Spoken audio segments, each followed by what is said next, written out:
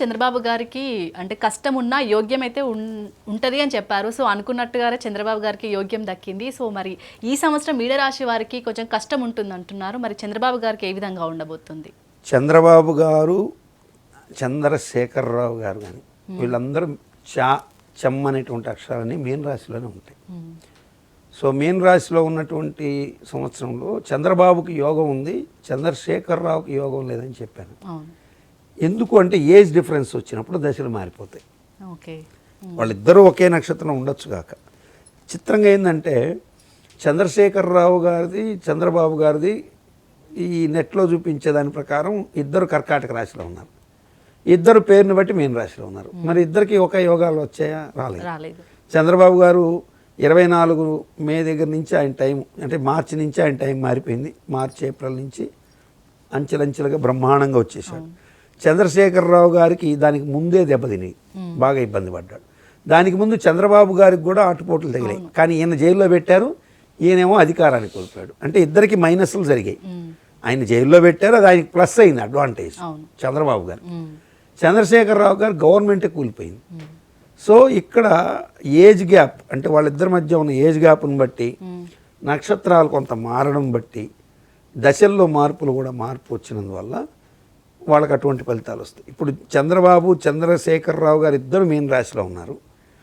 చిత్రంగా ఈ సంవత్సరం మీన రాశిలో ఇద్దరు వాక్కు మీద నియంత్రణ కలిగి ఉండాల్సిన స్థితి. అంటే ఇప్పుడు ఇద్దరికి ఈయన అధికారంలో ఉన్నాడు, ఆయన అధికారం కోసం ఎదురు చూస్తున్నాడు. సో ఇప్పుడు అధికారం తెచ్చుకోవడం కోసం ఈయన, అధికారాన్ని నిలబెట్టుకునేందుకు ఆయన, ఇద్దరు వాక్కుని ఆయుధంగా మలుచుకోవాల్సిన అవసరం, చాలా జాగ్రత్తగా చూసుకోవాల్సిన అవసరం ఉంది. బహుపరాక్ అని చెప్పాల్సి వస్తుంది నేను చెప్పాలంటే. ఇప్పుడు చంద్రశేఖరరావు గారు వాక్కుని ఎలా జాగ్రత్తగా మైనస్ గవర్నమెంట్లో ఉన్నవి ఎలివేట్ చేస్తాడో అంత గొప్పగా పేరు తెచ్చుకుంటాడు. చంద్రబాబు గారు వాక్కుని ఎంత నియంత్రణగా వాడతారో, చాలా జాగ్రత్తగా చూసి ఆచితూచి వాడతారో అంత గొప్పగా ఎలివేట్ అవుతాడు.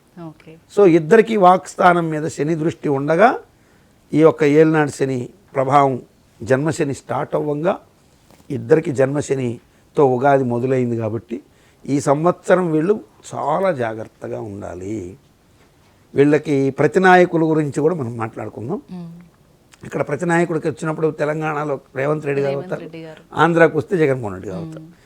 ఇప్పుడు చాలా జాగ్రత్తగా కనుక ఈ మెయిన్ ప్రధానంగా ఉన్నటువంటి నాయకులు, ఇక్కడ ప్రతిపక్ష నాయకుడిని, ఇక్కడ ప్రతిపక్ష నాయకుడికి, అక్కడ ఉన్నటువంటి అధికార నాయకుడికి ఇద్దరికి సామ్యం ఉంది, దగ్గరలో ఉన్నారు.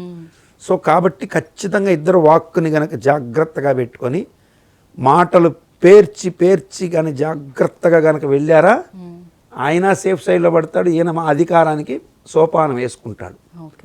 ఇక్కడ వాళ్ళకి కావలసినటువంటిది కొన్ని ప్రత్యేక పూజలు ఉంటాయి, అన్నీ బయట చెప్పలేం.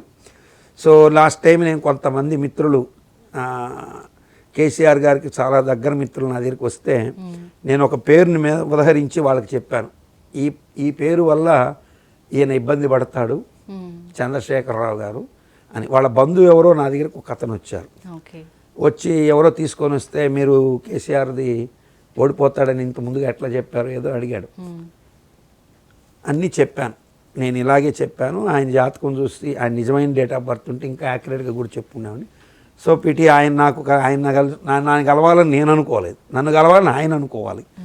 ఏదైనా కానీ ఆయనకి యోగం అనేది ఉంది, కానీ అవయోగానికి కారకుడైనాడు, తెచ్చుకున్నాడు, గ్రహ ప్రభావం అది, దానికి మనం ఏం చేయలేములేండి అని చెప్పాను.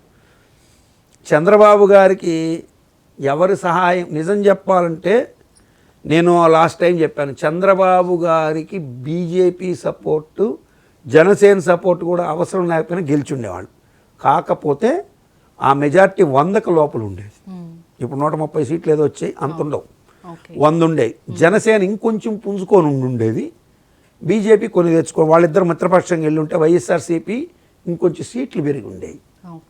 ఆ 11 సీట్లు కాకుండా కొంచెం పెరుగుండేవి. జగన్మోహన్ రెడ్డి బ్యాడ్ లక్ అని చెప్పాలి, అది నేను ఆయన గురించి కూడా ఒక వీడియో చేసి చెప్పాను ఎలా జాగ్రత్త పడాలని. సో ఈ చెప్పిన తర్వాత ఇప్పుడు ఓడిపోయిన తర్వాత వైఎస్ఆర్సీపీ నాయకులు, ఎమ్మెల్యేలు, వాళ్ళు వీళ్ళు నాకు ఫోన్లు చేస్తుంటారు, ఓడిపోయిన ఎమ్మెల్యేలు కలిశారు, మాట్లాడారు, ఏదో వాళ్ళ పేర్లు అయితే నేను బయట చెప్పలేను, కానీ వాళ్ళకున్న బాధలు చెప్పుకుంటే నేను ఒకటే చెప్పాను, చెప్పాల్సిన ఆన్సర్ చెప్పి పంపించాను. కాబట్టి నాకేదో పట్టం కట్టాలని నేను జ్యోతిష్యం చెప్పను. నిజంగా నువ్వు కోరుకుంటే నువ్వు యోగం కలిగించేదానికి ఎలాంటి క్రియల్లో వెళితే నువ్వు యోగం పడతావనే చెప్పగలను. అంతేగాని నువ్వు అంత ఖచ్చితంగా ఎలా చెప్పగలరు గురుగారు అంటే, నేను భారత భాగవతాలు రామాయణం మొత్తం చదివా. సో దానికి ప్రకారం రాజకీయ ప్రకారం ఎలా చేస్తే, జ్యోతిష్య ప్రకారం ఎలా చేస్తే అని రెండు ముడిపెట్టి నిర్ణయాధికారాలు చెప్తే ఖచ్చితంగా సక్సెస్ఫుల్గా వెళ్తారు. దాన్ని ప్రజల్లో ఎలా పరిపాలన, రాజు అనేటువంటి వాడు ఎలా ప్రజల్లో సస్టైన్ అవ్వచ్చు అనే విధానాల్లో బోర్చడం ఉన్నాయి.